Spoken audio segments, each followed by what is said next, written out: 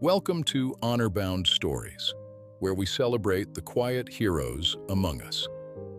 Every week, we share powerful, true, inspired stories about courage, sacrifice, and the unexpected kindness that reminds us what it means to be human.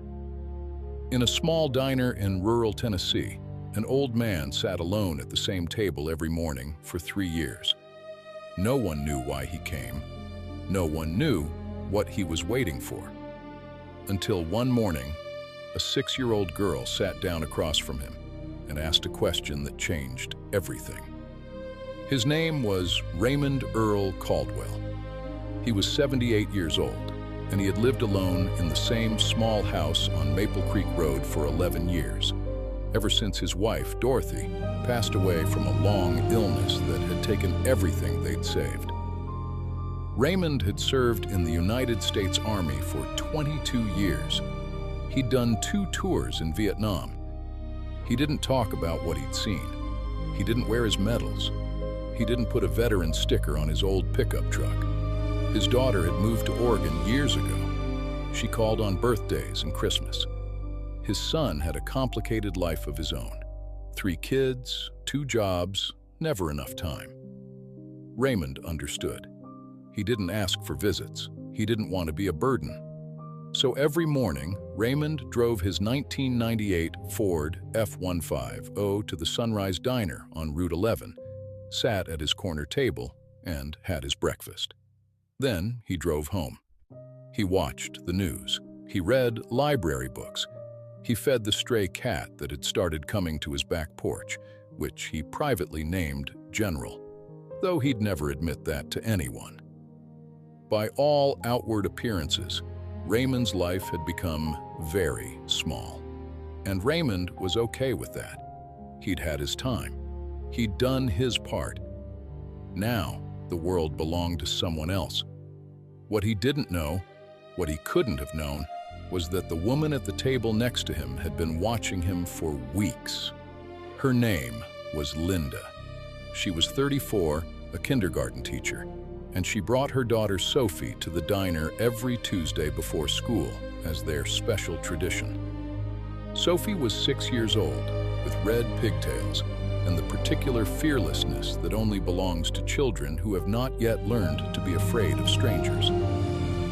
On the Tuesday that changed Raymond's life, Sophie's mother had gone to the restroom, leaving Sophie with her orange juice and her crayons.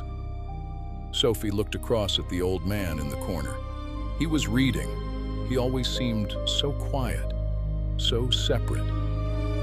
She picked up her crayon box, climbed down from her chair, walked across the diner, and sat herself down in the seat directly across from Raymond. Raymond looked up, startled. Sophie looked at him with the complete seriousness only a 6-year-old can manage, and asked, "Why do you always sit by yourself?" Raymond blinked. In 60 years of adult life, no one had ever asked him that so directly. He didn't know what to say. He almost said, "I just prefer it that way." He almost said, "It's a long story, sweetheart." He almost smiled and redirected her back to her table. Instead, for reasons he still cannot fully explain, Raymond Caldwell said, "Because I miss someone." Sophie nodded, considering this very seriously. Then she opened her crayon box and slid it across the table. "Do you want to color with me while you wait for them?" Raymond looked at this 6-year-old girl who had just, without knowing it, cut straight to the center of the loneliness he had spent years pretending didn't exist. His eyes went bright. He pressed his lips together. "I'd like that," he said quietly. "I'd like that very much." That was the beginning. Linda returned from the restroom to find her daughter coloring quietly with the old man in the corner. She almost called Sophie back immediately. And then she saw Raymond's face. She sat back down at her own table and watched. Over the following weeks, it became a tradition. Every Tuesday, Sophie would finish her orange juice, grab her crayons, and march across the diner. Raymond began bringing things.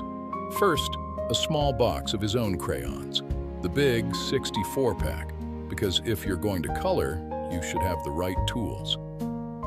Then a children's book of state birds that he'd found at the library sale. Then a small toy car from a box in his garage.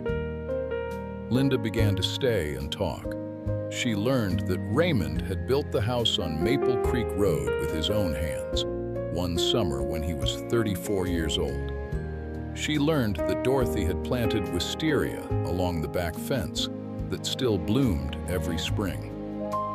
She learned that Raymond had a purple heart in a shoebox under his bed that he hadn't opened in 9 years.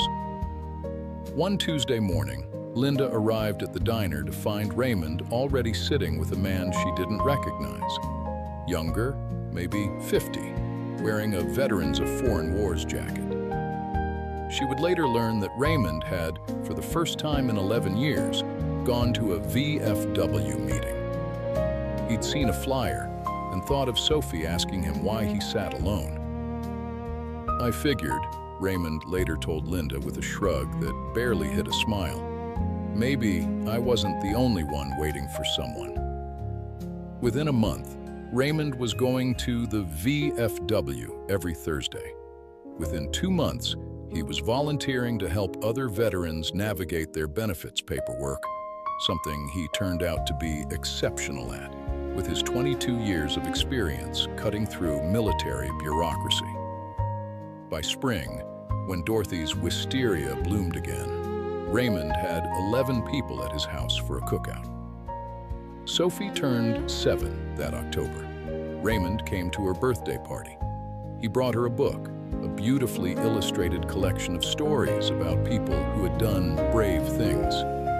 He'd written inside the front cover, in careful, old-fashioned cursive, "To Sophie, who reminded an old soldier that he wasn't done yet. Thank you for sitting down.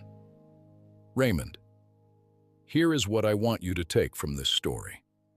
Raymond Caldwell had not stopped being remarkable. He had not stopped being a man of substance and courage and hard-won wisdom. He had simply stopped believing that any of that was still useful to anyone. It took one 6-year-old with a box of crayons to remind him that it was. We make a terrible mistake when we assume that lonely people want to be left alone. Often, they are simply waiting for someone brave enough to sit down. Raymond is still at the diner every Tuesday morning, but these days, he doesn't sit alone. There's usually a child across from him with crayons, or a veteran with paperwork questions, or Linda with a coffee and a story about her week.